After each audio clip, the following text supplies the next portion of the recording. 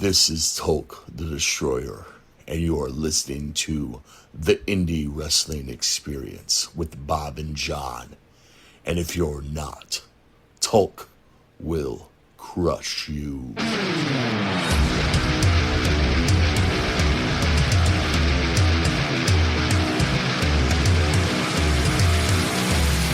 We find wrestling, one promotion, one event, one match at a time. We are the Indie Wrestling Experience with Bob and John. I am Bob. John, what is up? What is going on, everybody? Hey, Bob.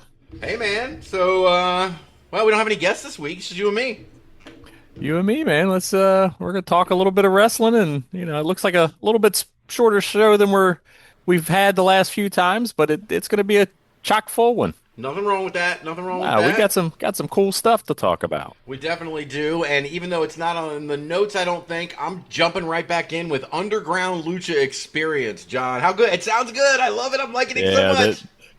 The intro is great, and the more I look around, I mean, there's really not a lot, not out there doing what we're doing. So I'm hoping people are finding us, man, and if they're interested in it, and we can bring them to the Lucha. Great, and if Lucha brings them to us, even better. That's right. That's right. I'm trying to look and see while we're sitting here talking. Last I checked, they had gotten 7, I think. The last week when we were talking about it, I think it was 3 or 4 episodes that they had posted up. Oh, there's 8. 8 is up now. Let's see how far they got. Looks like 8. So now they got 8 episodes up. They posted one yesterday. Looks like they're posting them every couple of days. Cool. Hell yes. So anybody who wants to follow that podcast, again, their website is luchaunderground.com. Our website is undergroundlucha.com. Check us out. Watch Lucha Underground with us. It's fucking awesome. Yeah, it's like I said, if you like episodic TV and wrestling, then this is the show for you. That's true, man. And listen, I understand that I marked out a tiny bit earlier today when I sent you that text, but fucking Drago saw us. We now exist to Drago in some small form. He's doing his luchas. Lucha. The silent luchas. I can't help it, man. Oh. That was pretty damn cool. That's that's definitely so far for me. The few episodes that we've sat through, he is definitely one of the standout performers. So, man, somebody's listening, right? Hell yeah, man. Hey, and he's got that standout mask. So, oh my lord, the best mask ever. There's some great ones out there. Don't get me wrong, but you show me another one, and I'll put Drago up against anybody. Seriously, I've not. Shit, I told you, I'm still looking for a version of that mask for myself. Man, too cool. It is too cool. So let me see. I'm trying to pull some stuff here. I'm trying to do a little management here. We still don't have a producer, so I'm trying to. One day, I'm trying to pull up some stuff here. What do we got? So, let's talk about some shorter news and notes first. I got a couple of big stories to talk about. Yeah, sure. But let's start with Anya Rune. Let's start with Ericademia. Everybody who listens to this show knows that we're huge proponents, huge fans of Ericademia, Anya Rune. And it just seems like the hate is not turning around with WWE Evolve fans. I saw another clip this week of her falling with hashtags botch as she's falling off of the ropes a couple of times. But I don't know. What did you think of that clip? It's taking one particular moment and just replaying it over and over and over and over, right? I look at it this way. This girl's 21 years old, everybody. She's 21. She's only been wrestling a couple of years. And last I checked, correct me if I'm wrong, Bob, isn't Evolve literally supposed to be developmental? I think so. In fact, I think the ID program itself might be. So if we're developing, what are we doing? I mean, what are we bitching about? And then you can also look at it this way. People are talking. 100%. Right? 100%. It's not crickets. It's, listen, love her or hate her, you're talking about her. Nope, absolutely. And in my book, that's generating, right? That's something. There's a reason people are paying attention. So, you know, in a landscape where fans are constantly complaining, "Oh, everybody looks the same. Oh, it's another generic indie wrestler." Yup. She is different. She is something different. So again, we've got, what do we always get nailed with, right, as indie fans is, being the smarks, right? Right. Give us what we want so we can complain about it. That's right. Come on, man. The Come IWC on. is famous for this shit. Right? So I look at it this way, I'm hoping, and I think we've seen enough of her now, to know she's a pretty professional kid.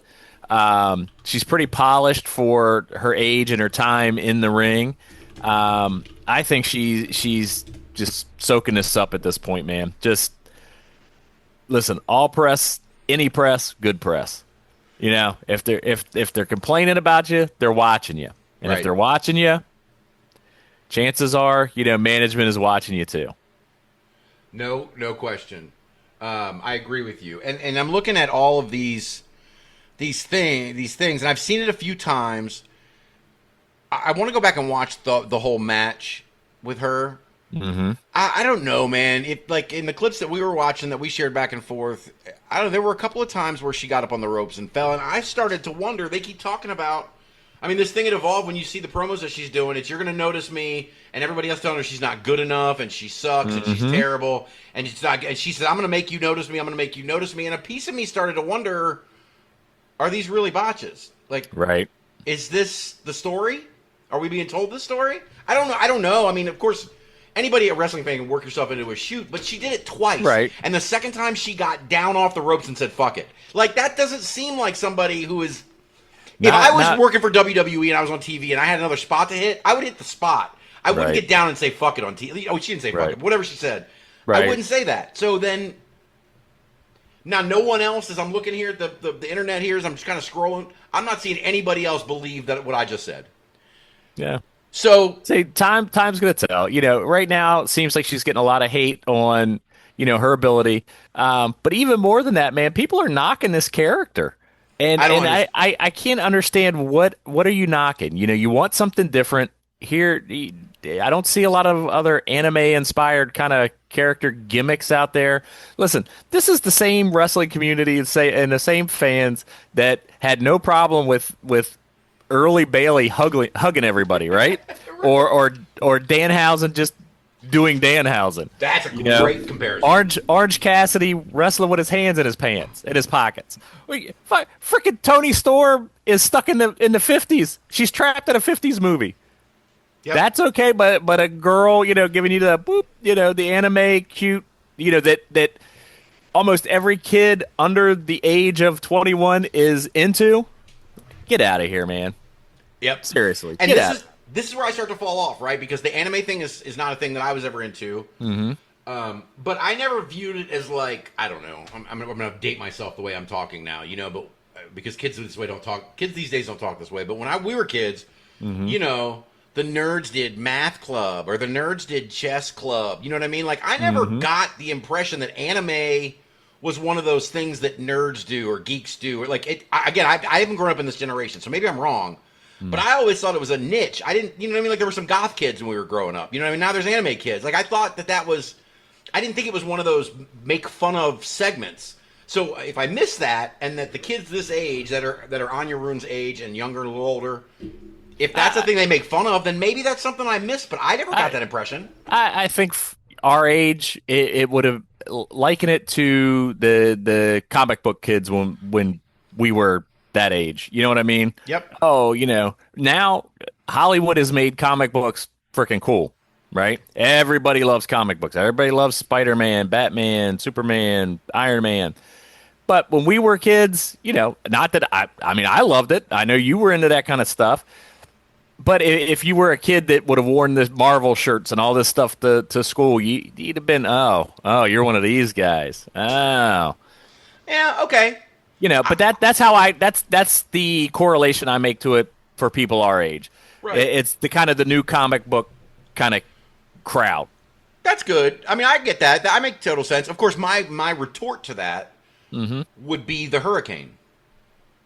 Like, that's a straight out of comic book character, and he got over like a motherfucker in 5 seconds. Now, Glacier. that's also true, right? But then there's Mortis, right? Like Who should have gotten over way fucking bigger. And listen, those two, it's great that you mentioned those two, but those two are in a weird zone, okay? Those two are WWF characters from 1991 that ended up in WCW in 1995 when it was too late. 96, 97 when it was too late for that shit. Nobody was buying those characters in 96, 97. It was Attitude Era time. Yep. They were just late.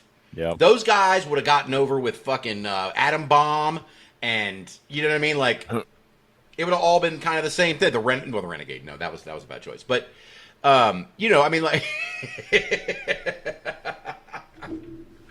Oh man, I just don't know. I don't know.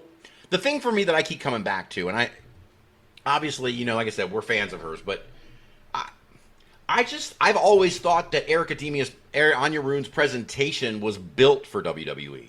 The way she speaks, the character work, she speaks like a WWE character. Even before she was in WWE as an ID, she spoke like one. You know what I mean? Like, that character doesn't work in AEW. Can't. She's young. She's got a distinctive look. She's got a distinct personality. Very true. She's got good athletic upside, and she's got room to refine her promos and her presentation, man. So, what, you know, again, Evolve is for developing. Let her develop.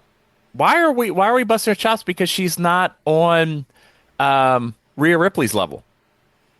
She shouldn't be. Right. Rhea's had years to get there. She's been working on it, and she deserves to be where she's at. And Give I don't mean to jump a chance to get there. I don't mean to jump in and interrupt you, but how terrible was Rhea Ripley 2017? Oh. She wasn't terrible. The presentation hadn't locked in. She hadn't locked in. The things hadn't fallen into place. Go back to that Mae Young Classic. Yeah. I loved her in the Mae Young Classic, but she was forgettable. 100%. There wasn't anything there. It was a good-looking presentation, a good-looking wrestler, great in-ring, but that was it. There wasn't promo. She didn't stand out. Right. When she returned, whoo, doggy. NXT was an evolution for her. Yes, Oh, and absolutely. by the way, where is Anya Rune right now? You know what I mean? Like, she's a step below NXT. You see what I'm saying? Like, this is what we're talking about here. That's what I'm saying. It just, you know, I don't know. I don't know. I don't know what the particular fixation on her is, but it's definitely there. And I look at it this way. You know, people are fixated. I'm taking it as people are fixating on her because they're expecting more from her. Mm-hmm. Right or wrong, you know, I think she is pulling eyeballs, which is what WWE wants in the long run, right? They want performers that are pulling in eyes. And she's doing that. Yeah, and by the way, her following on social media is huge, which is another disconnect I can't wrap my head around. Which she did without the WWE machine. Yeah. Right? So before she at 21. Right. There's ridiculous. So there's obviously a crowd of people, a huge number of people. Hold on, I'm pulling it up right now. I want to get this number correct. Anya Rune, as we sit here today. Oh, come on, damn it. She's like got the damn. Oh, come on. This stupid. I swear to God, these damn searches on you can't search Instagram on a browser. Now I'm really sounding old. Yeah, back in my day. Right. That's us. Anya. There she is. Oh, the MC. I gotcha. She changed it. As of now, 33,000 followers just on Instagram, right? Woo. So, I mean, there's a huge following for her. You know what I mean? How many wrestlers? You and I are on Instagram a lot. Mm-hmm. How many wrestlers do you see before they hit a TV company that have 33,000 followers? There's definitely a bunch. But it's not a lot. Yeah, 5%, 4%. That puts her in the top tier of that particular thing. It just does, and that's at a developmental level at 21 years old. Right. And of course, I'll say this last one thing. And of course, I understand. My kids have been here the last couple of weeks and for the summer, and they were referring to Dad's bits. How Dad's got to get his bits in. Well, this is one of my bits. I realize it. But as we're sitting here talking, all I can think is, will the heel turn solve this? Could. I'm not sure with this character. I don't know that this character works that way yet. Right. I think once she's introduced to a wider audience, and she gets a little more fan acceptance of this anime character, then yes, she can turn that, because what is anime at the end of the day? Good guys, bad guys. Right. Good guys that have to go into a dark arc, right? Have to find their redemption and come back. That's what I'm saying. She's tailor-made for this. Mm-hmm. This character is tailor-made for this, but she has to get that wider fan appeal first. Yes, and it's good that you mentioned that too, because we're going to be talking about someone on our watch this later who is in the dark part of his arc right now, in August Albright. So we'll be talking about him in a little while. But yeah, like I said, I don't know what it is, but I am with you in the sense that, we're sitting here talking about this like we don't know. But, I mean, the fact of the matter is we're just trying to keep the name of the news up because she is going to be successful. I have no doubt. I have no doubt that she's going to be successful. We've seen her live. Mm-hmm. She's great. She is great. She is great. And like I said, and the thing is, the other ladies who are in NXT are the other three, Sloane, Gianna, and Veronica Haven, are all doing great and seem to be getting over pretty well, and they'll get there. But you brought up an interesting point as well, right? Like, about getting her character over, in the sense that when they have time at Evolve to get this right, get everybody who watches Evolve, all the, what do you call it, the smarks who watch Evolve involved, and then once they get that character in a place where they think it's accepted there, then they can debut her in NXT. And know how many people that watch NXT do you think watch Evolve? 5%? 10%? Maybe. So that'll be a brand new audience again. Mm-hmm. You know what I mean? I think all of this is going to work in her favor, and I'm looking forward to it. But it's crazy to me, I guess. I don't know why it's crazy to me, and I feel like we, as people commenting on the business, can start to bang our head against a wall every now and then with respect to the IWC, but I just don't fucking get you guys, man. I don't understand why you want to tear everything down. I don't understand all these immediate reactions to things instead of letting things sink in. The old man, like I'll point it to John when I talk about old man. John would say, John would be yelling at clouds, right? You fucking, you kids, you goddamn kids, you need to have some patience. No. We both would. I mean, but that's what this is, right? It's like they just, it's just, oh, that internet ruined everything. It made our attention span. All right, never mind. So they're just, it's just not. I don't understand the reaction. Like nothing can sit. Nothing can just. Nobody just lays out and lets things just settle onto them anymore. And this is one of the most glaring examples of it. And that's, I think, what drives me crazy. Is you and I go through a lot of wrestling stuff. And a lot of people who claim to be fans just want to tear down. Oh, what else? Oh, let's talk about building up right now, John. This is John's time to shine. I am going to pass the buck to John as we have an NWA signing this week. That's my boy Axton Ray. I'm 2 for 2 here lately, right? Yes. So Will Cruz. He's big, he's bad, he'll slam your dad. We called him, and listen, I fell in love with it. As soon as he got called up, I had to find a new guy to fall in love with. And Axton Ray was my guy. And boy, it didn't take long, did it, Bob? Yeah, not 10 minutes later. And what's cool is Axton, he's been around for a while. He's what I would call he's a solid real indie vet. He's been around, I think, since 2013, 2014, somewhere around there, floating around.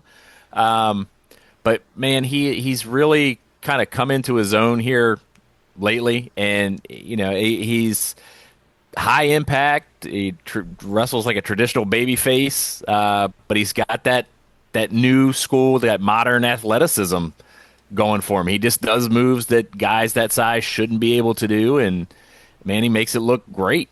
Yeah.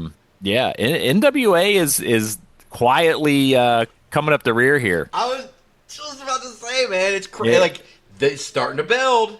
dude. It's crazy. Because we got Samson is showing up, Yep. right? Samson's starting to build his brand in Chicago, and all these little NWA outposts, they're bringing things in. Like Billy Corgan's little territory system is working for him now. Well, it's starting to develop people upward. Yeah, I mean, what have we seen? Right, like you said, we saw Samson, we've got Axton, we've got Hayden Backlund's in the fold now. Livia's in. I mean, they are.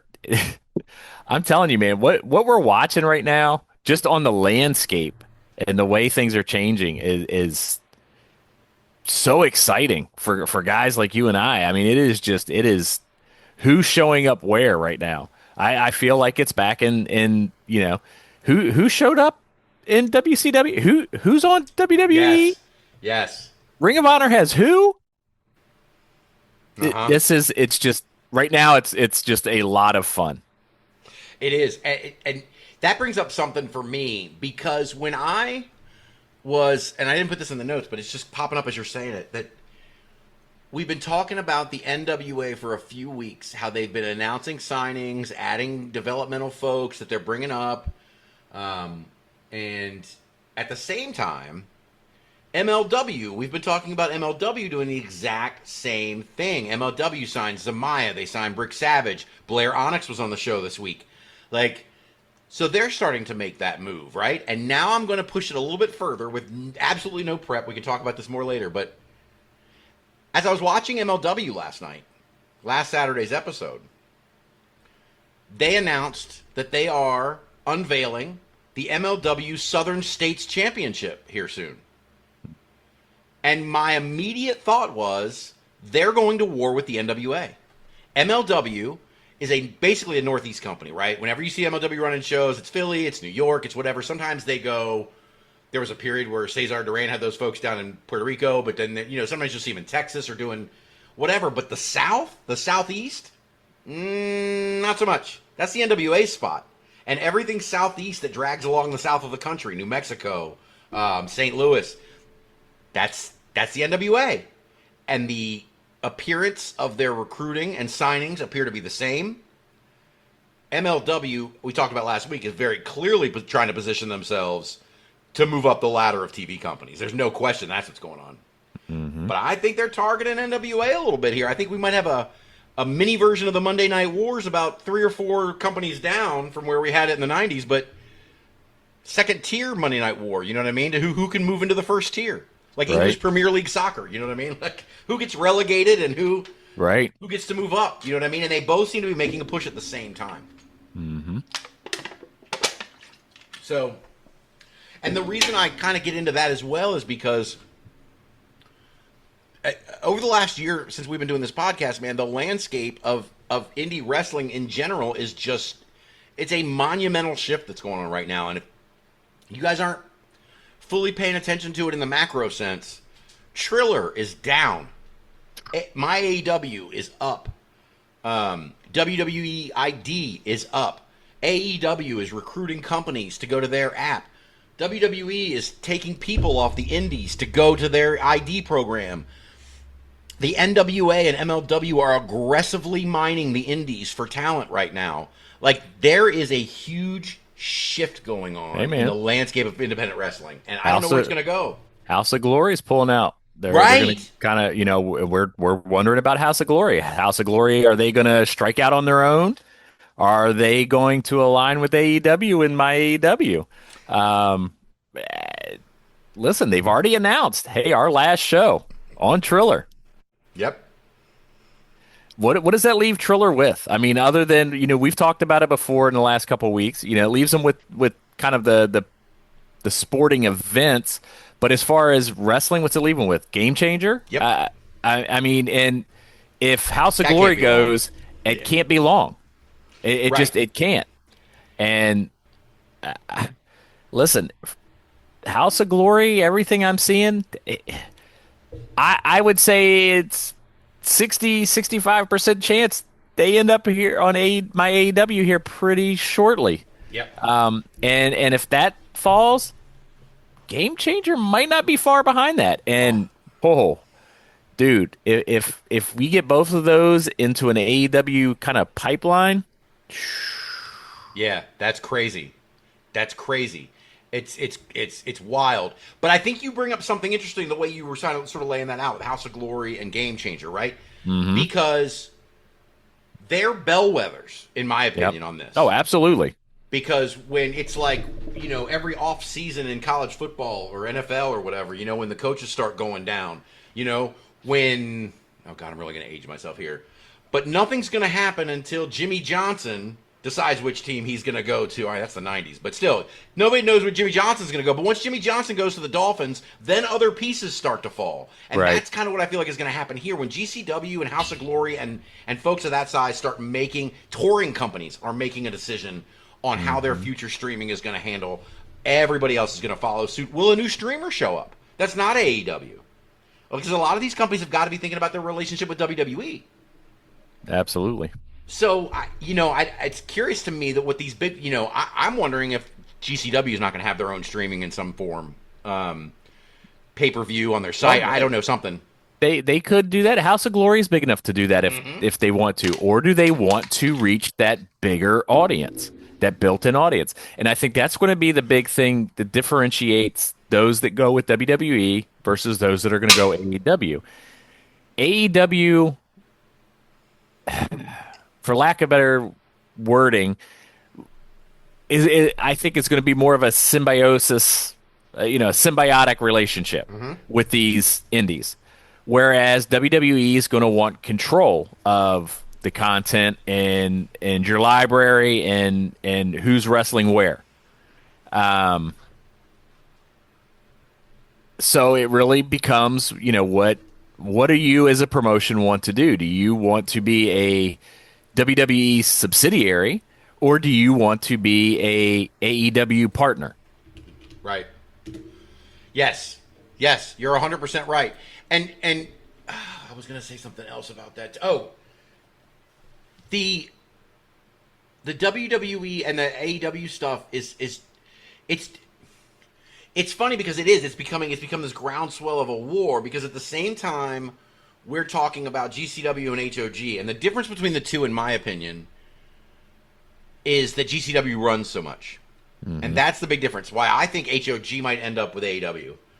But I think GCW is going to do something else.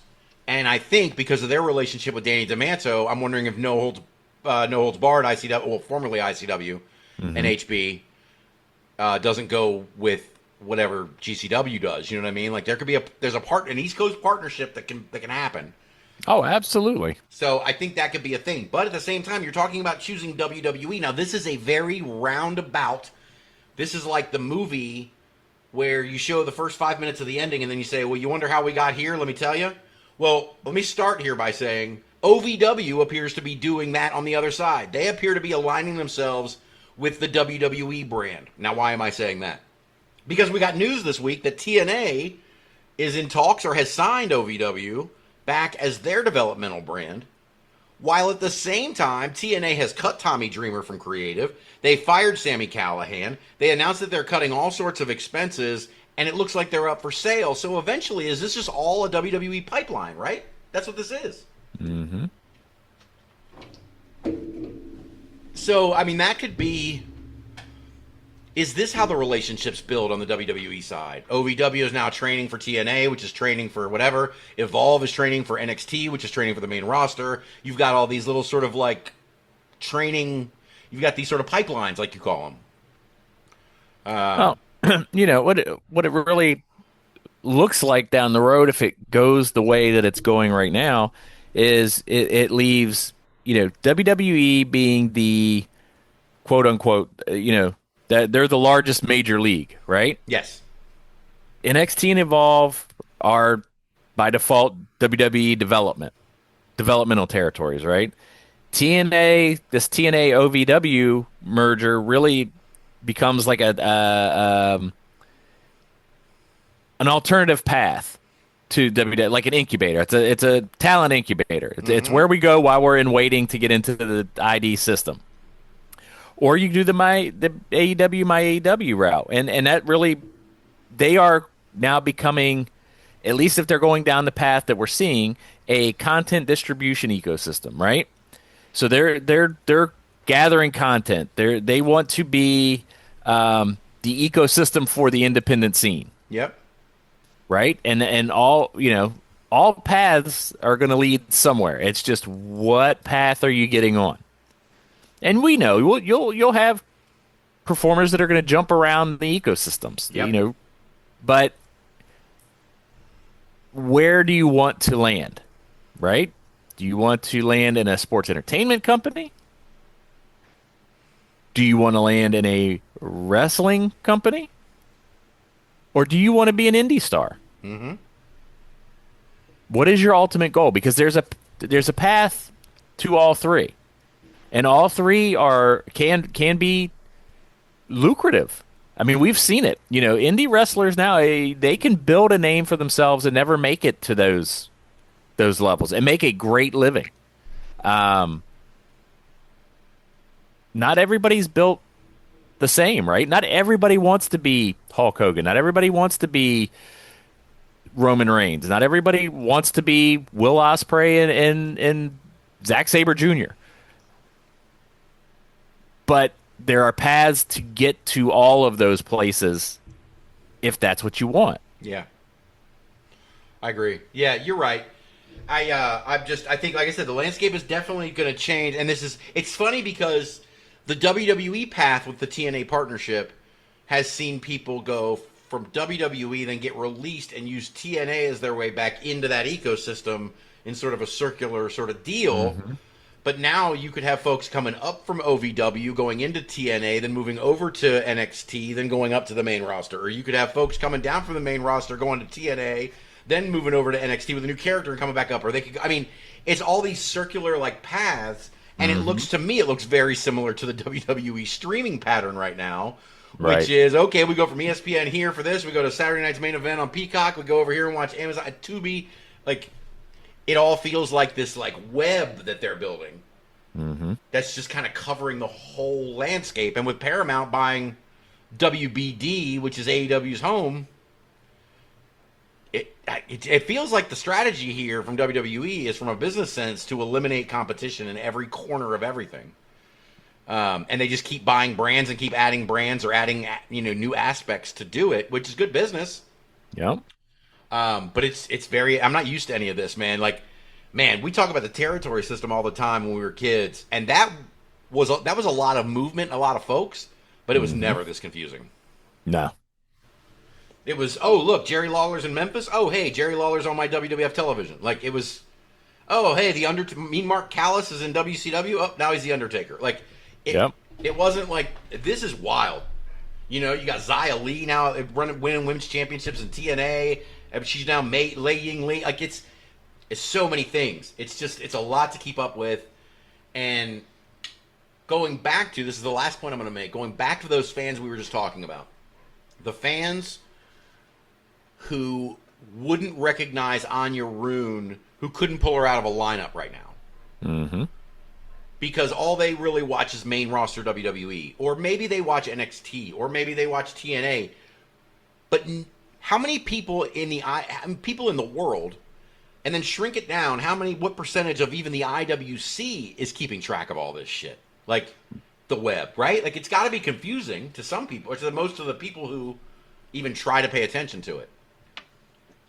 It's confusing to us, man. And this is all we do. That's right. We do other stuff. I'm talking about important things. Oh, you're right. Yeah, this is it. This is pretty much it. I'm going to change gears here for a second. But before I do, speaking of important things, hold on. Let me see if I can pull this up real quick. I'm going to introduce you to the new addition to my home. Say hello to Buddy. Buddy! Where are you going? I was just introducing you, bud. Buddy the Bernese. We got him this past weekend. His owner's house burned down in a fire. He's 8 years old. And so we brought him in here with our Bernadoodle, Willow. Congratulations. And they are quite the pair, man. They're quite the pair. You know I'm a dog guy, man. There's another dog I already got my eye on at the shelter for a third one. Oh, man. And John can laugh all he wants. But there's a cat climbing over him during the entire podcast every week, so he knows exactly where I'm at. Pretty much. Oh, believe me, I listen. If I didn't think my wife would throw me out of the house, there'd be a couple more cats in this house. So, for the record, his wife would throw him out of the house for getting another cat. Like that's not a work. That's a shoot. Oh, what else did I add on here for the notes? Blah blah. Oh, I added one late today. Because I wanted to congratulate someone we both are very familiar with, but Rhino is a champion again in Buckeye Championship Wrestling. Go Rhino! Gore. Yes, sir. Congratulations, Rhino. Definitely one of my favorite ECW originals, man. Love Rhino. That guy is just, man. He's ageless, bro. Yeah, that's true, man. There were some really great ECW originals, which begs the question, John.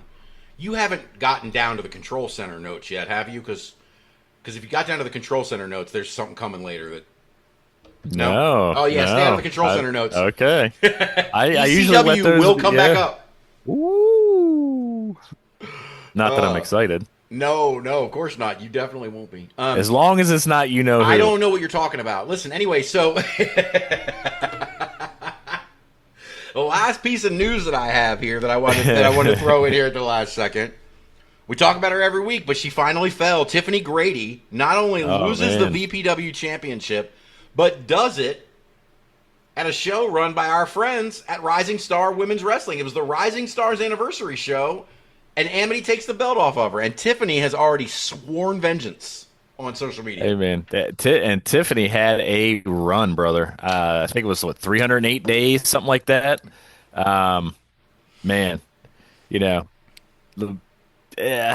listen, we love Amity LeVay. No doubt. One of the coolest characters going on the indies right now. I honestly think this is her kind of jumping off point for Amity, but this is also, big things for Tiffany. I really think this is her look. I think we're getting ready to see her in that TNA or Ring of Honor level, sphere. What else does she need to prove at this level? I mean, she can just flat out go. She can carry a title. She can head up a division for your promotion. I think she's ready to really start making the rounds and climbing, those lists like we have our list, to bigger and better things. I really do. Yeah. I am, as you're sitting here talking, I'm thinking two things about Tiffany Grady. One that absolutely can't happen because we've already done this story. But are you telling me you couldn't see Tiffany Grady in Ring of Honor tomorrow as a heater for Athena? Nope, absolutely. Silent heater while Athena's running her fucking mouth. Now, Billy Starks, that whole story already happened, so we're not doing that with Athena. But she was the first person that popped in my head. There are other people like her that this could work with, right? Oh, absolutely. And then I got another side one. This is going to take a minute to sink in. I may be crazy. But you've got a brand new Ring of Honor television champion now in Leo Rush with this new character. Could Tiffany Grady show up as some sort of handler for him who's like the sane one, the straight one who handles all of his craziness and can speak his language and present him to the world or something? You know what I mean? Like, I don't know. I'm trying to put it together in my head, but like, she could be any number of things. You know Absolutely. what I mean? I really think that what we're going to see is we're going to see her go on a tour of the Indies now. She's going to wrestle the who's who of the Indies. Right. And then we're going to see her step up to that Ring of Honor, the TNA. Outside chance, man, she'd be a great fit in NXT. Yep. My worry in NXT is just the WWE treatment. We're going to repackage her. We're going to take all the stuff that everybody loves about you and that you've been building, and we're going to throw that out and start over. I don't want that for Tiffany Grady. I love Tiffany Grady. I love this Right. character, this performer, which is why I would love to see her in the TNA or Ring of. I'm with you with Ring of Honor. I I just love think that spot. that is just the fit. Oh, there go my. Something must have happened out there. Yeah, I agree. Something is it's coming. You know what I mean? And she, like I said, she's a perfect heater. You bring her in just like Kevin Nash and all the other heaters before her. Hmm. You know, Tyson Tomko and whoever else. You bring her in. You let her not say a goddamn word. You let her look menacing for 6 months, and then you let her start crushing the people she came in with. Right. You know, she's perfect for that role. But whatever role it is, like you said, the thing is, we're just Tiffany Grady fans. Right. On the other hand, the match that I called, you don't hear me say I was wrong very often. But Amara didn't pull through on me, so Tiffany's still your WDWA champion, Right. which surprised me. And that may she may take that on a tour now. Right? Ooh, yes. We might start running through some other promotions and throwing that belt up and just like you said, knocking off some big names. But listen, this is a great run by Tiffany, and this is a good thing for her. Same thing with LeVay. I really think this is setting her up for her big breakout run, right?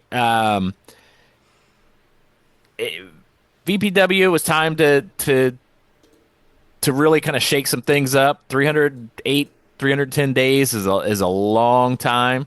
And LeVay is ready to. This is going to be a good chance for her to prove that she can be that top women's performer in a promotion. Mm-hmm. This was perfect timing for these two ladies, and it's good for both of them for different reasons, but good for their career trajectory and the next step for both of them in their career. Yeah.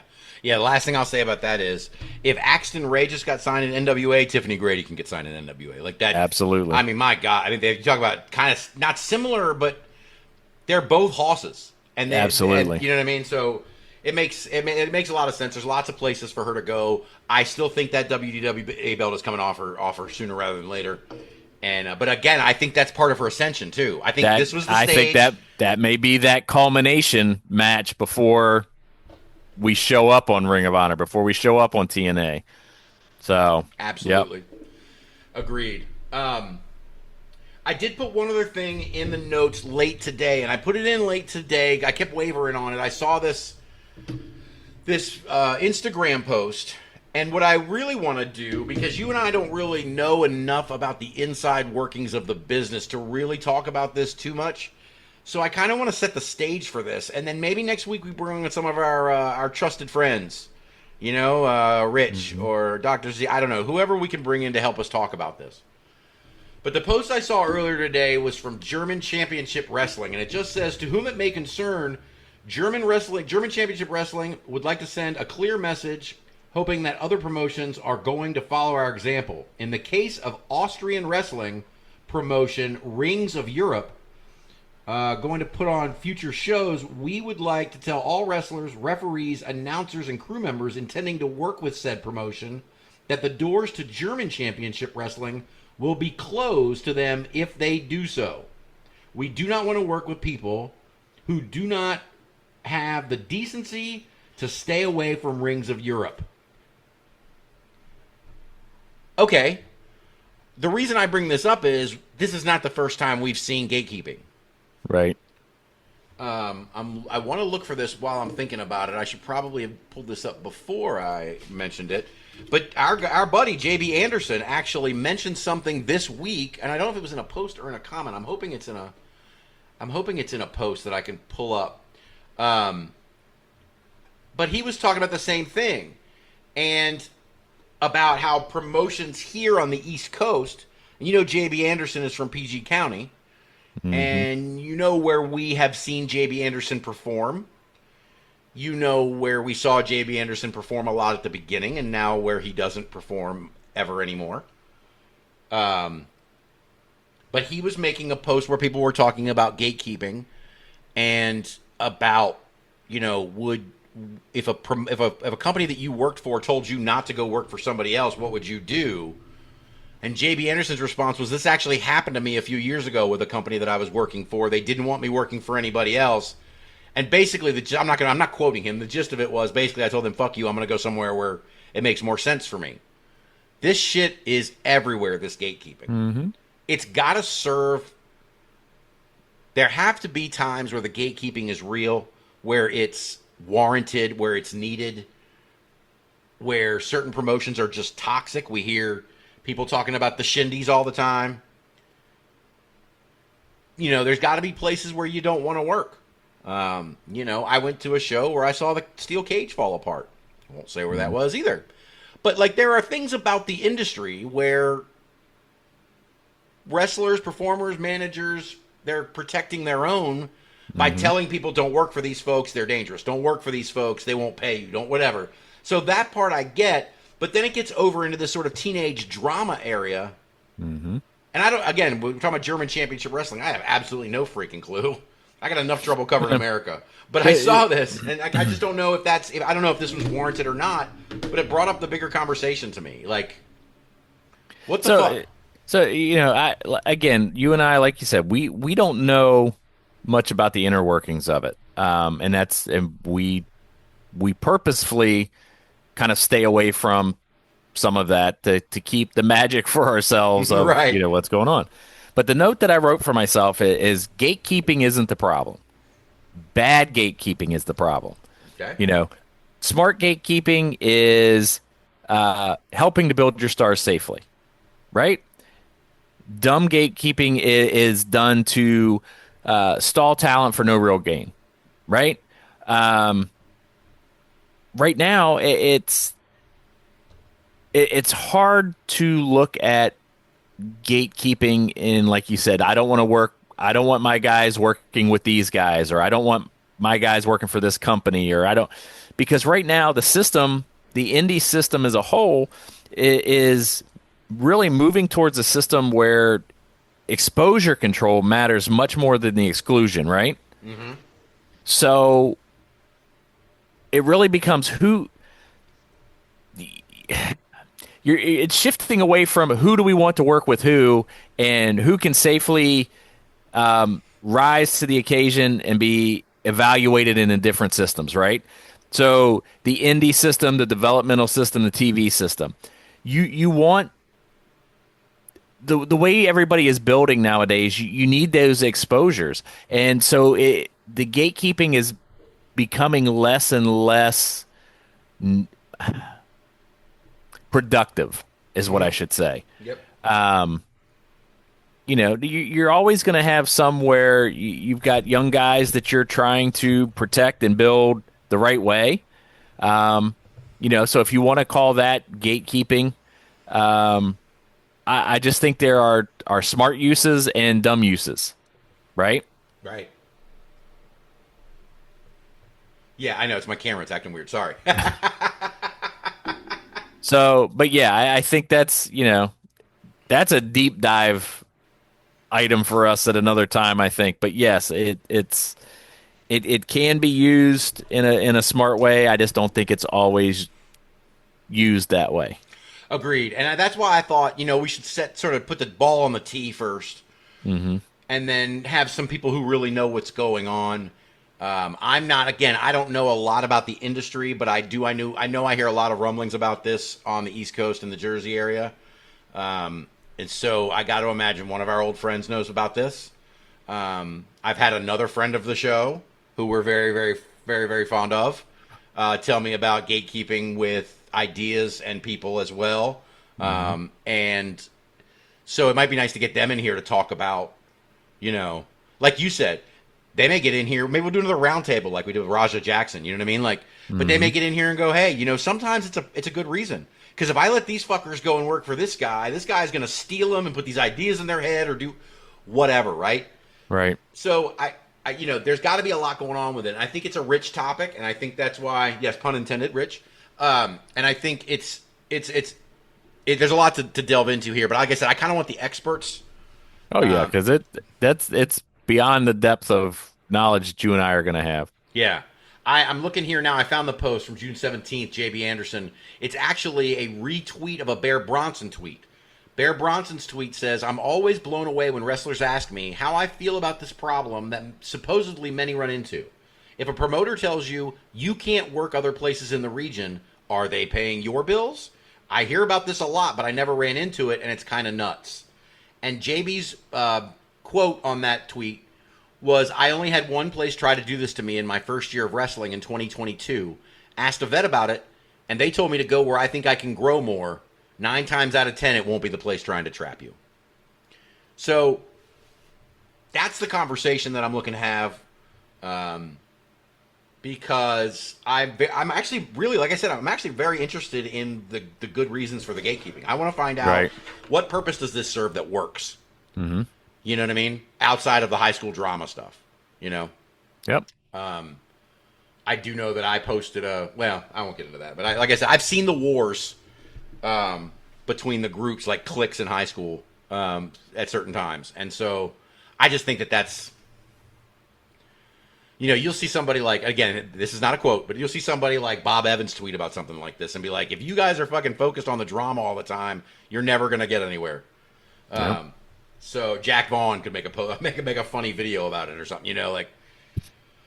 But anyway, that's just kind of on my mind. Like I said, I put it in there to tee it up for next week because I saw it late and I kind of wanted to get your opinion on that. Yeah. I have one more thing that I was looking at that I want to talk about next. Oh, 2 things I want to talk about next week. Well, let's see if we can talk about one right now, if you're in on it. Have you seen the exchange going on between Josh Barnett and Bully Ray? I have. They, you know, they are, you know, have some thoughts on Mr. Moxley. You know, Barnett didn't take kindly to some things that old Bully Ray said, and Bully Ray was really critical of Moxley and his crew. So, yes, and it's funny because I don't know if you saw, this was just a little while ago. I took the snapshot of this, so I don't know when it got posted. But yeah, you're right. So he was talking about Moxley, Bully Ray was, and Josh Barnett jumped in and sort of, I don't want to say take up for him, but essentially Josh Barnett's tweet said, Mox can handle himself just fine, so he doesn't need me to fight any battles for him. But if you ever have the itch to feel what it would be like to have your ass kicked so thoroughly to the point of epic humiliation, I can help you with that. I can not only beat the shit out of you, but do so in a way as to make your ass-kicking legendary for you anytime. Just ask. And Bully Ray responded today, and it said, Josh, I too can handle myself just fine and fight my battles. If you ever had the itch to feel what it's like to be over so thoroughly that you can draw money, I can help you with that. Not only can I put you over, but I can get you over in a way that will make your ass legendary. For you, anytime. Ooh. And you know what? Both of those statements are absolutely true. 100% true. Because, let's be honest, Josh Barnett is not a man I would want to mess with. Not that I would have messed with Bully Ray either. But Bully Ray is 100% right about being over. I mean, Barnett is Barnett. But Bully Ray has been a top guy for a long fucking time. Yep. So, yeah. Take from that what you will. That is not something I would want to get in the middle of at all. Before I throw it to our IWX Watch This, I'm just going to now return. The number 9 hitter just hit. I'm returning to the top of the order and saying, just like Anya Rune, you're talking about it. Absolutely. And that's all this is. Mm-hmm. If Bully Ray is involved, it is a work to the highest levels at all times. Mm-hmm. So I'm just sitting back and enjoying the shit out of this. If it leads to a Bully Ray, Josh Barnett Bloodsport match, Jesus, I would fucking be there. Well, probably not because I'm going to cancel. What's the gif? Take my money. That's it. Take it. That's it. Shut up and take my money, please. It's true. I'm there for it. And you can throw Moxley in as like a special referee or some shit. You know what I mean? The possibilities are great. I love these guys. Great. And it's good to see people on the internet people who know how to use social media to get their angles over. You know, Yep. Becky Lynch comes to mind. Her and Ronda Rousey. That shit was fantastic back in the day. So I'm here for this all freaking day. The other one I put up that you and I may have to talk about next week, because I just saw this Fox News story today. Pro wrestler Vinny Pacifico joining MMA stars Paige Van Zant and Mickey Gall in a new film. The Hours That Keep Us will feature 3 intertwining dark stories directed by Tommy Dwyer. Vinny Pacifico is one of your guys, man. Isn't this cool? I do. I love Vinny Pacifico. So, hey, man, congratulations, brother. It's going to be so cool, man. That is going to be good. I like seeing these like sort of artsy projects. Yep. We got a show in our control center later that's, billing itself as heavy metal and wrestling sort of infused. I'm here for all this stuff. I love it all. we were scrolling through YouTube earlier when I was going to watch this, and I came across a Wrestle a Go-Go from 8 months ago that was a mix of burlesque and wrestling. Like, bring it all on. Man. Let's do all what of it. What was it I sent you a couple of months ago, man? There was something about it over in Europe somewhere where they had set up the promotion and they had the live orchestra.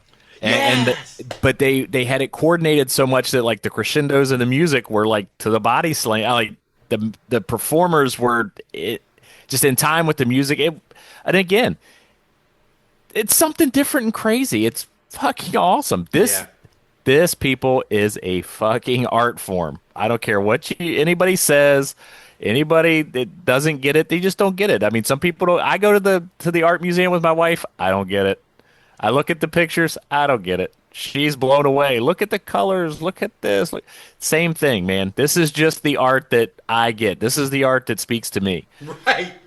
So, that's right. I can't look at a freaking Matisse painting and figure out what the message is, but I sure as shit know what to pull out of the Bully Ray Josh Barnett feud, right? So I guess we all have our own. I could tell the intricacies of that story. See, we all have our own ways, man. That's right. But I like this. I like being introduced to other art forms while I'm watching my favorite art form. Yes, it's very cool. It is very cool, man. All right, we've been going we thought we had a short show, and now we've been going for an hour. So let me turn to the IWX Watch This. I don't know. Have we covered KAOS Wrestling, you and me, before? I don't think we've covered it. I've seen it. You've seen it. Right. But I don't know that we've covered an episode or an event. So it was good. My one small nitpick. This is going to be mine, too. Dude, it was dark, yes. Man. That lighting is terrible. Just those two, though. The middle match was great. The middle match was okay, but man, it was just wow. It was really kind of hard to see what was going on.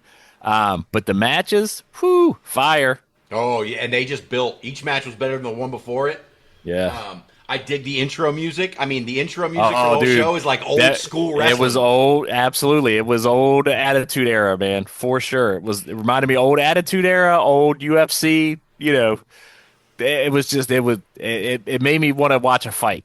Yes, 100%. And damn if I didn't get a couple of them. So hell yeah, you did, man. And it started off with a match of two ladies that we have covered quite a bit on this show, both of whom we're big fans of. One of whom I was super impressed with in this match compared to when we saw last time. Ray Larson defending the women's championship against Carter Kaufman. Carter looked incredible the entire match. Her offense is crisp. She's got her heel thing down.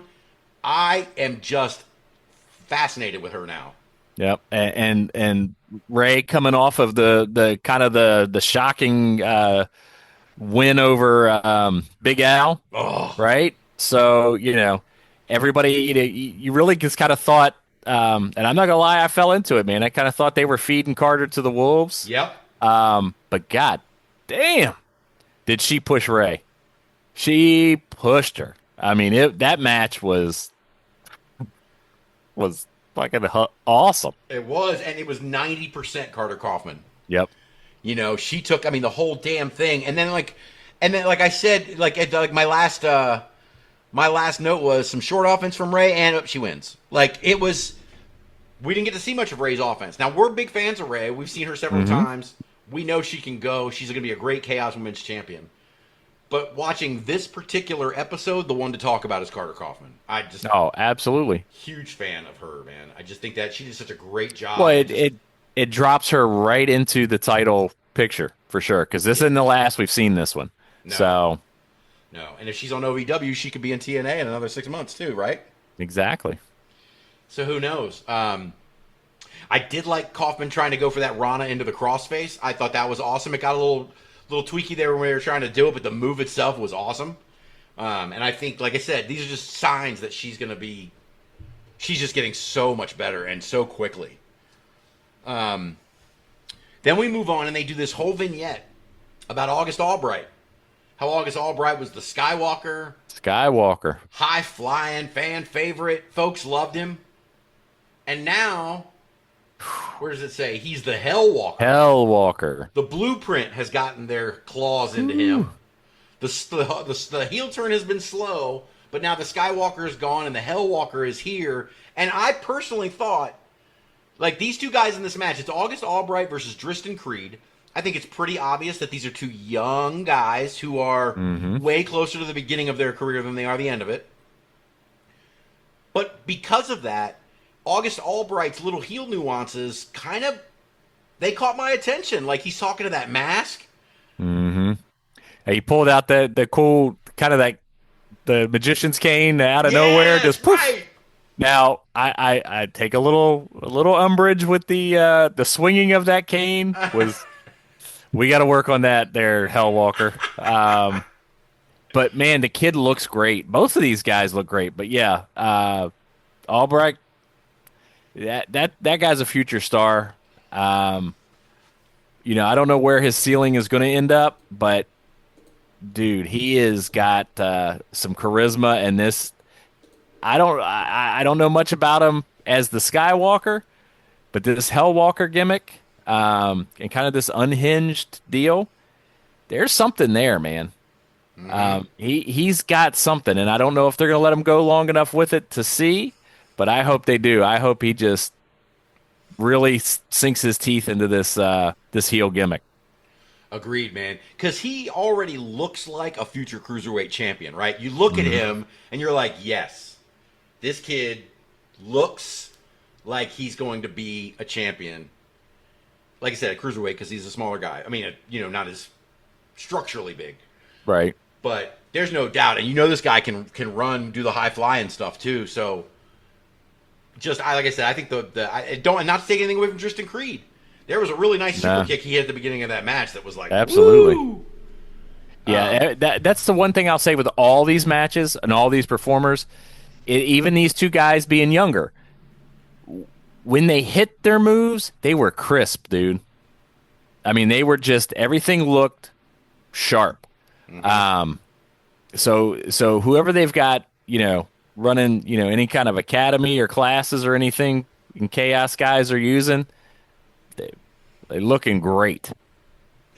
Agreed. I like I said, I think that was great. And like I said, I think that the future is bright for both those kids. But keep an eye out for August Albright. You'll hear that name some more, I'm sure.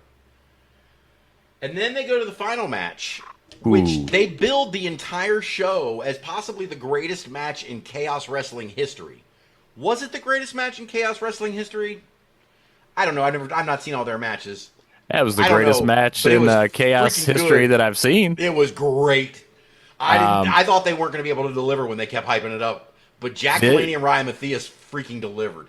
This match I could have seen on a Ring of Honor back in the mid-2000s and been happy as shit to see it. It was that good. These two guys sold for each other, sold every move, told the story right. Both of them with the knee issues. They both went after the knees. Transition wrestling like a mofo. Oh, yeah. Just chain wrestling at the beginning with Matthias, boy. That was like, woo, woo, woo. Just the ebb and flow of the match. Like, I thought this match was done 3 or 4 different times. I was extremely, extremely blown away with how good these two guys are. Yeah. There was a point in that match, just like you, there was a point in that match where I think when the match started, there was 20 minutes left in the episode. and I clicked the thing to see how much time was left, and there was still 10 minutes left in the episode, and I thought the match was over then. So, and then they just built to a whole nother thing, which, you know, for guys this young, I mean, it's impressive. But just the execution of it, you know what I mean? The like you said, the working of the knee, the single leg crabs, the Texas cloverleaf wrapped around the head, the stretch mufflers. I mean, come on, man. These are things we don't see much, right? But they all work on those that, right? They told the story of the knee. They each, at different points in the match, came off the top rope and tweaked the knees, right? Yes. Again, telling the story. Every time that they got a foreign object, since it was a no DQ, where did they go? They did smack somebody over the head with it. They took it to the knee. It just, you know, like you said, the drop toe hold, the you know, smashing it into the knee in there, knee breakers. It just, dude, it was phenomenal. It was just one of the best told stories I've seen on an indie show in a very long time. Correct. And just some really unique offense. I mean, these guys can just flat out go, man. Yeah. And then you add into it KAOS rules, which it's very clear when they say ref discretion that this is bordering on ECW ref discretion. Yep. For these title matches, which I am here for.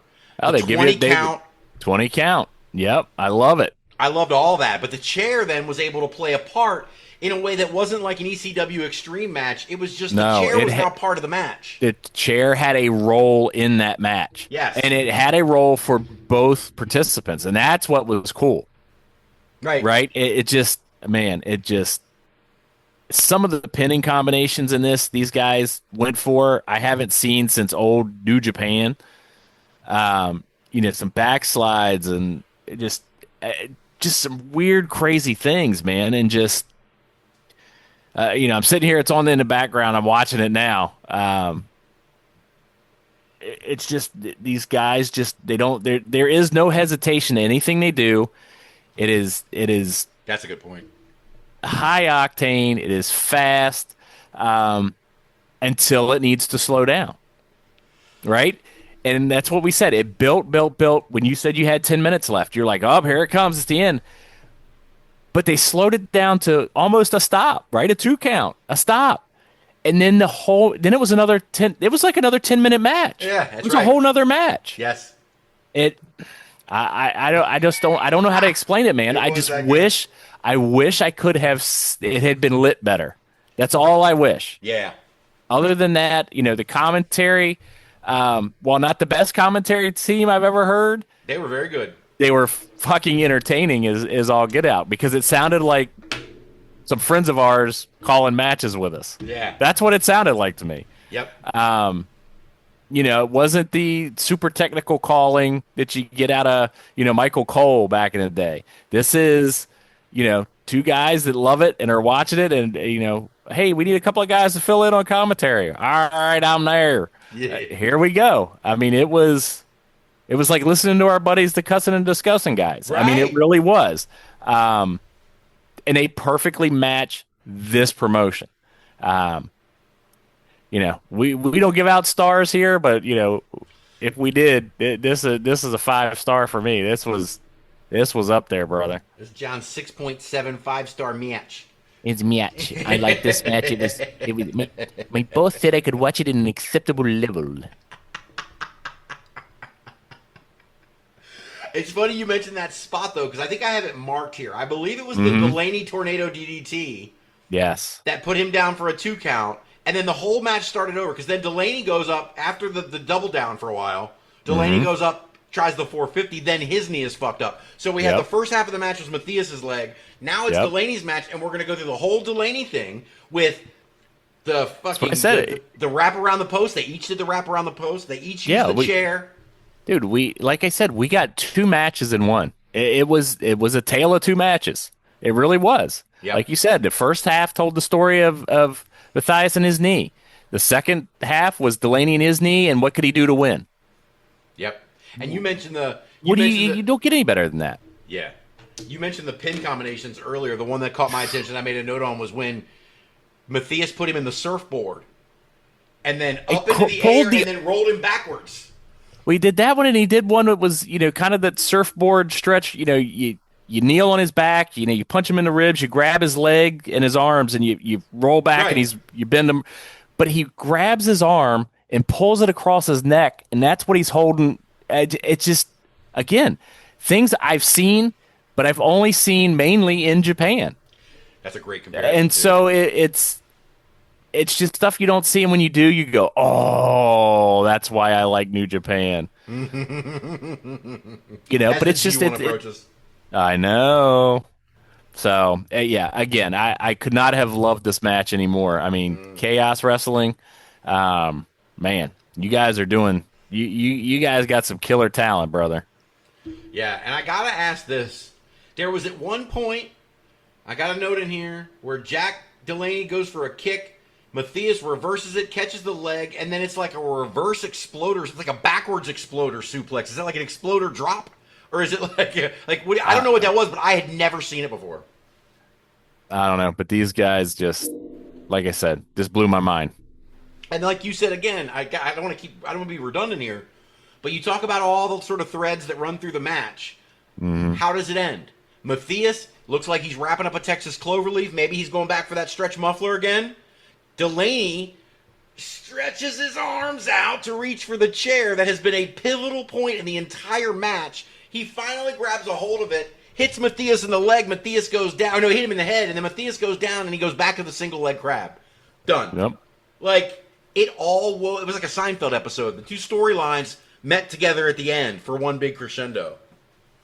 Well, and I love that they finished it basically right. You finished it with the knee, right? We told the story of the knee the whole time.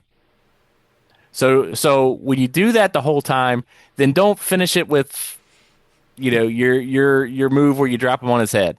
Right. It's cool, but give me something. Tell that story. These two guys pushed each other to the absolute limit, and what won it for me? His knee gave out before mine. I love that. That's wrestling. I love it. That is wrestling. It's wrestling. That's not even wrestling. That's wrestling.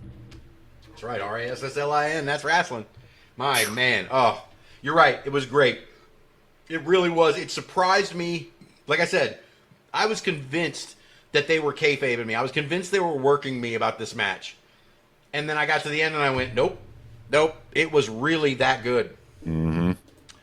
All right. Well, let's get into our control center, John. I got some surprises on here for you. Okay. We're gonna start. Is this where do they start here? No, but this is gonna be just as fun. Okay. Let me get I love how stuff. excited you are. It's ridiculous. It's the most fun. And I like it when I can sneak it in on you so you're not ready for it. Let's see. We're gonna start with Pride Wrestling Alliance, John.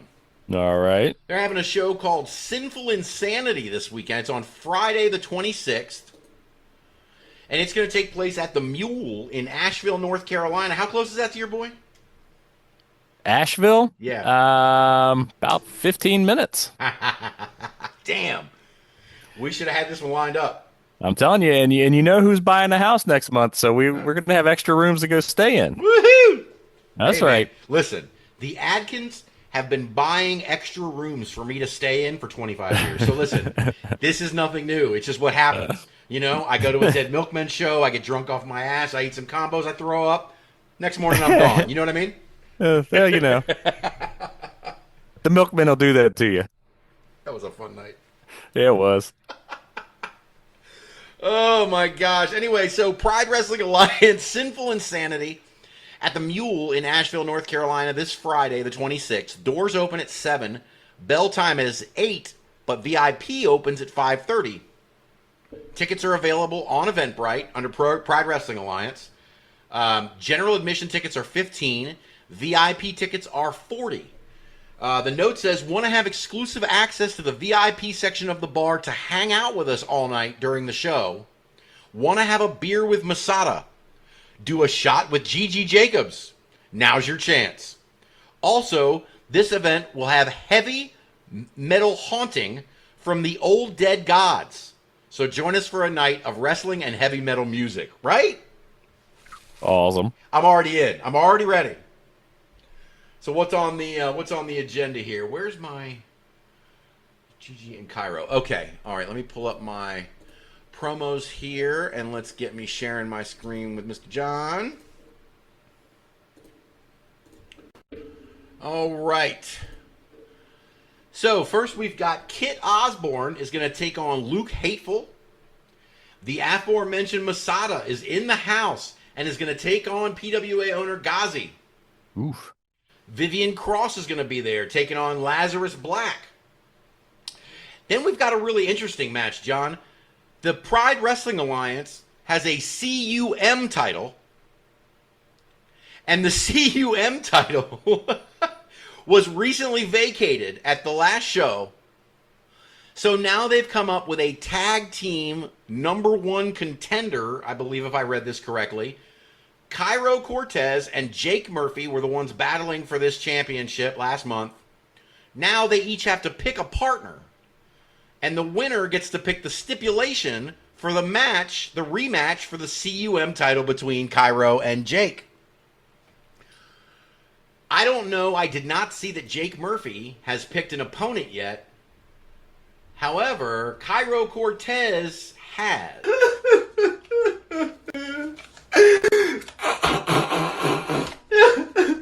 I don't know if you guys have been keeping up with social media, but PWA officials stripped me from my title because my shoulders were up. Oh well, who cares? I was a model before wrestling. None of that matters.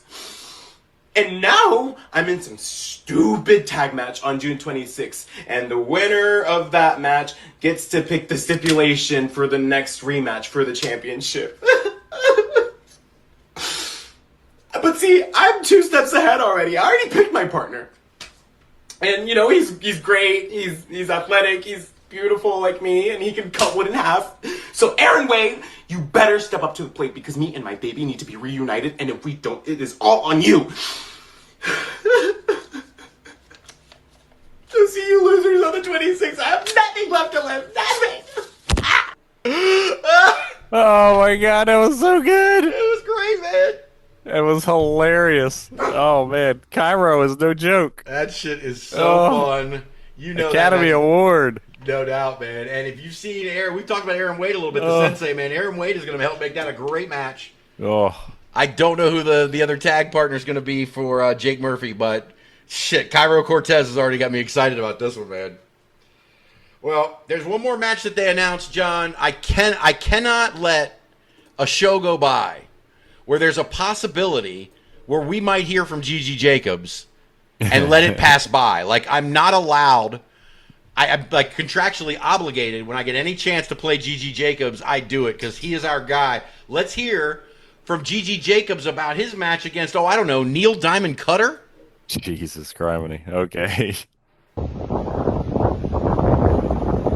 Ain't that beautiful?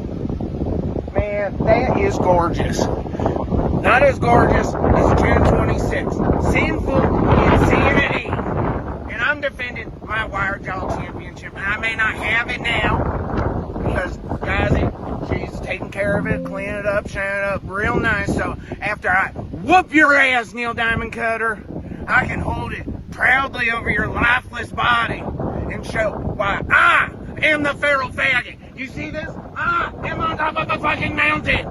If that is not symbolism, I don't know what the fuck is. Alright, baby doll? I have the utmost respect for you. I asked for this fucking match. You're the one I want. Because, baby doll, I choose you to enter Pound Town, USA and test myself. Because I know how bad you are.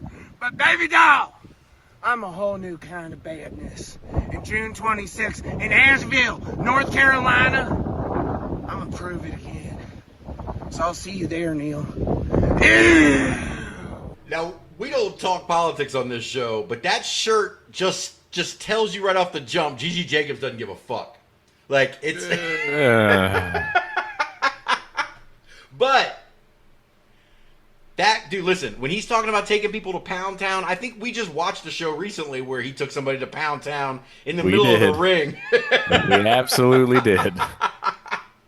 I have seen it. And listen, I love Neil Diamond. Neil, I'm a big fan of yours. But I'm a bigger fan of Gigi Jacobs taking you to Pound Town, my friend. So let's see it happen. Oh, Lord. Guys, that again is Pride Wrestling Alliance Sinful Insanity this Friday, the 26th. Doors open at 7, bell at 8, VIP 5:30. Tickets are on Eventbrite. Got 2 shows for you on Saturday, John, and I swear to you that this one is not a hint. It is not some sort of, this is not like, hey, remember we mentioned these guys, and, we're going to go down and see Walter and Dr. Mike and, catch a show, but we're going to cover Elevate Pro Wrestling here today, John. There we go. Our friends from Cussin' and Discussin' doing commentary down there, and these guys have been super gracious to us ever since, we met these guys and connected with them. We really think if you're anywhere near Oliver Springs, Tennessee this Saturday, go check out Elevate Pro Wrestling. Their show is called Showdown at the DAV Tri-County in Oliver Springs. Tickets are $10. General admission $10. Kids under 3 are free. Door open at 6. Showtime is 7 o'clock. What do we got? Well, we've got Brutus taking on Repic. We've got Michael Gabriel taking on Hairband. I like this one. We've got a number 1 contenders match for the women's championship. Brooklyn Ray versus Sam Street with champion Nikki Wilde on commentary. That can't go sideways. Nah, of course not. What could go wrong? We've got Kyle Brooks is going to take on Von Miller. We've got a triple threat. Blade Gibson versus Jordan Ferrari versus Josh Anderson. And we have got, here it is, the debuting Outlaw Josh Anderson. Next Saturday, I make my debut at Elevate Pro Wrestling, where I'm in a gauntlet match with Jordan Ferrari and Blade Gibson. You all don't know me yet, so let me introduce myself. I am the Outlaw Josh Anderson. Now, Blake, me and you've been backwards and forth. You've beat me, I've beat you, da-da-da-da-da. I'm done with that crap. Jordan, I've never faced you, but by the end of the night, you're going to know exactly who I am. And that's the Outlaw, Josh Anderson. Because once I beat you, or I beat Blade, and I go on to face Evan Golden, July 25th, then everybody will know exactly what my way is. The Outlaw way! Going to be a big debut, big gauntlet Let them match. know, Outlaw. Absolutely. No doubt. We've got a match. We got a tag team match as well here, John. Evan Golden, who was just mentioned by Josh Anderson there a second ago, was the question was, who was he going to pick as his tag team partner? So Evan Golden had called out the 5-Star Mafia, and he wants to prove why he's the next level champion, but he has to find a tag team partner. He did find a tag team partner. They're calling themselves Pretty Golden. The tag team partner, where is it? Oh, is Pretty Golden is AJ Black. Speculation has been high as to who Evan would choose as his tag partner, but it's Pretty Boy AJ Black.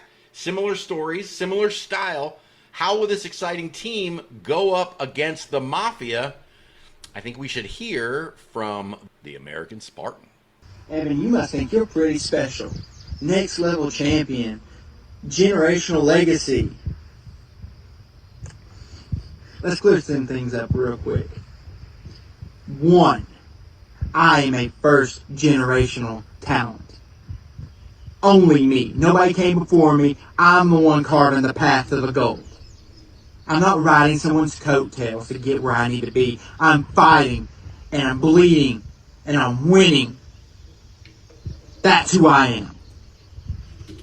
2, the only reason you had the opportunity to become next level champion was because you didn't have to step in the ring with me for that belt. You were right. I am the one that dropped the ball. I am the reason I'm not still next level champion. I'm the reason I'm not heavyweight champion. But that is something I plan to fix very soon. The reason that you overheard our conversation was because you were sitting outside the door eavesdropping like a little kid waiting to see how in trouble he was with Daddy. I'm about to give you a preview about how outclassed and outmatched you really are.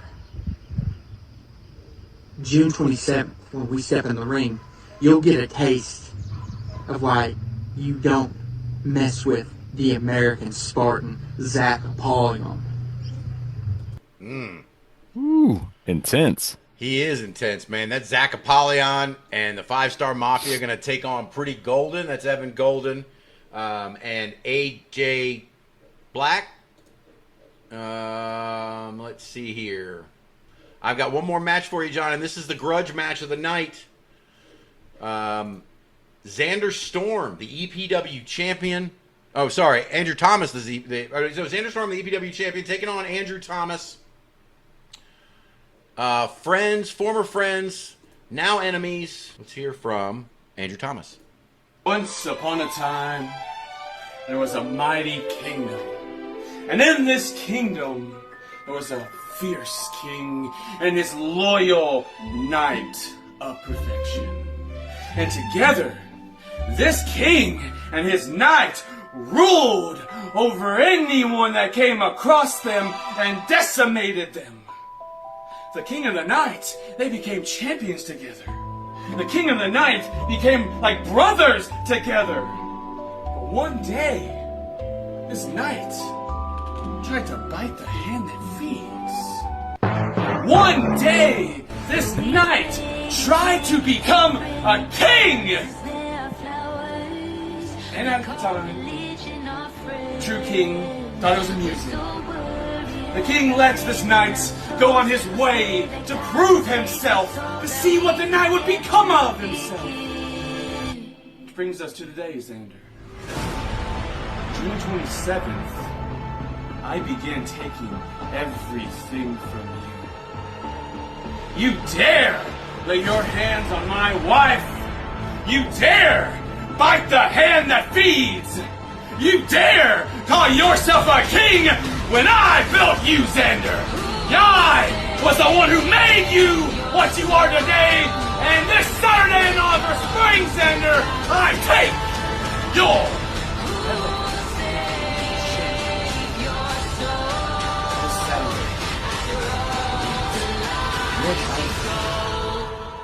and once again, you will stand at my feet and watch as a true king stands tall. That was really good. Dude, that was dramatic as fuck. Yeah, it was. Damn, that was good. I got thrown off here because Andrew Thomas is wearing the Infinity Belt. Xander Storm is the champion. He's defending the title against Andrew Thomas. These are two former friends, former knights, apparently. And, dude, I don't know. He put his hands on his wife. I mean, this is a deep grudge, man. This has been running for a while down here, and this looks like it's about to culminate. This is going to be a good one. It is, man. The guys down at Elevate, the Cussing and Discussing boys, I can't wait to hear how this show goes. Of course, let me remind everyone that Elevate puts every single one of their shows on YouTube. So there's not going to be any questions. Just go to their YouTube channel a couple of days after maybe a week after the show, and you'll get to watch the entire thing, including this grudge match here at the end. It's going to be awesome. Again, it's Saturday, June 27th. Doors open at 6. Bell time is 7 o'clock, and it's only $10. Last one here, John. Save the best for last. The International Wrestling Federation this weekend, Western New York's premier independent wrestling company, they're having a show called Hits and Dropkicks Going Viral at the Blackport Elks Lodge in Brockport, New York. They're having a VIP meet and greet at 3. Doors are at 4. Bell time is at 4:30. Pre-sale tickets are available now. Front row, $30. General admission, $25. And early access to the meet and greet, $10. Tickets are available at IWF Hits and Dropkicks, the number 4.eventbrite.com. Now, I want to start off with this match here because you want to talk about a freaking pivot, John. Let me read this to you. Here we go. IWF fans, unfortunately, both Tara Zepp Tarzep and IWF Women's Champion Nat Castle are unable to attend the show this weekend. It was supposed to be Tarzep against Nat Castle for the IWF Women's Championship. They said management looked all over for a replacement match to put on for you guys, and they came up with Sammy KAOS versus Nahir Robles. Venice, pick up. Talk about suitable replacement. Jeez. We have seen both of these ladies in the ring together. At the same time. Yeah, both of these girls can go. Mm-hmm. And listen, I'm not hiding my love. I love Nahir, but boy, I really love Sammy. No doubt, man. Sammy is one of my favorite performers right now, for sure. And whew. A match that will have Oh, implications my gosh. for the rankings, though, John. Sammy Absolutely. KAOS, your almost a year, I think, as PPW Women's Champion, maybe longer. Nahir Robles, your ACW, James Ellsworth's Adrenaline Championship Wrestling Fire Women's Champion, Nahir Robles. Both, I think, in the top 10 of the rankings. This is going to be a huge match between, again, like I said, I try to equate it to like college sports, man.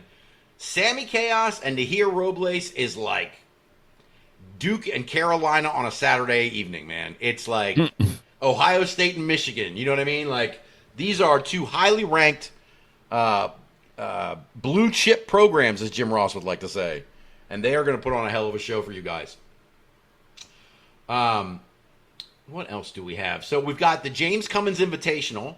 The winner of the Invitational is going to take on the champion Cloudy that same night in the main event for the IWF Championship. Already confirmed for the Invitational, TJ Epics, Cal Keaton, Vince Valor, Mike Gagne, Ron Falco, John McChesney, and Jordan Falco. Jeremy Adams is on the card. He's got quite an opponent lined up for him. That would be Big Vito. Yeah, bringing in Big Vito. Again, watch out for an Oja sighting. The IWF Boundless title will be on the line as Crystal Moon, the new IWF Boundless champion, defends against Gavin Glass. I believe that's her first defense. There's an Extreme Tornado tag match. Let me go back here real quick first because I forgot. I've got words from Jeremy Adams about this matchup with Big Vito. Oh, hey, I was just casually watering my garden, doing what men do. By the way, Saturday, June 27th, IWF Hits and Drop Kicks 4. I'll be there.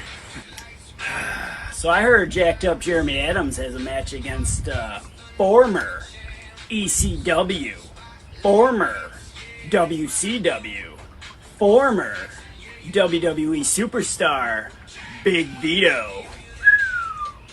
This is gonna be a big one.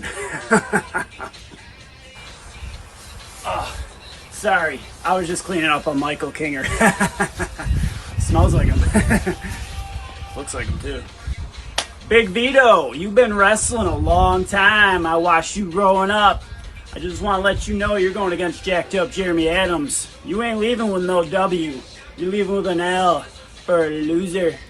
Big Vito, growing up, you proved to me it doesn't matter what you look like or what you wear. You got the job done. So June 27th, I'll be there, and I'm going to get the job done. That was awesome. Dude. That was crazy, man. That guy is a nut job. I love it. That is, we talk about charisma for days. That guy is just a different slant on everything. I love it. The freaking romper or whatever he's wearing with the lemons, and then he takes it out like, and then he's smelling the bag. Like, it's this is the shit we live for. This is why we play promos on this show, so that we can hear stuff like that, man. He's not worried about Big Vito in the least. What else is on this show? We've already got Big Vito. We've got the James Cummins Invitational. We got Sammy KAOS and Nahir Robles. So let's throw in an Extreme Tornado tag, John. Haymaker and Diego Lopez versus Kinger and the Big Cat Lemmer. Then Max Cannon is going to take on, Cruel. Then we're going to have a Tables, Ladders, and Chairs IWF Tag Title match. Let It Rock challenging American Strong Style for those titles. And finally, I got one more match for you here, John. The Blue Dewey is going to be here taking on HC Lock, John. And the Blue Dewey is not coming alone. The Blue Dewey has support. Don't do it. The Blue Dewey Don't. is coming with Alfonso. Don't do it. Hey, Daddy, the biggest show of the summer, IWF does it again, baby. Spectacular show, June 27th, Brockport, New York. My man, Blue Dewey, getting in the ring once again with AT Loc. Loc, everybody knows you're hardcore, Daddy. It's going to be a hell of a night. Come see the manager of champions, Blue Dewey, and all my IWF superstar friends, Daddy. June 27th, Brockport. I can't wait. John loves the whistle. Yeah, Daddy.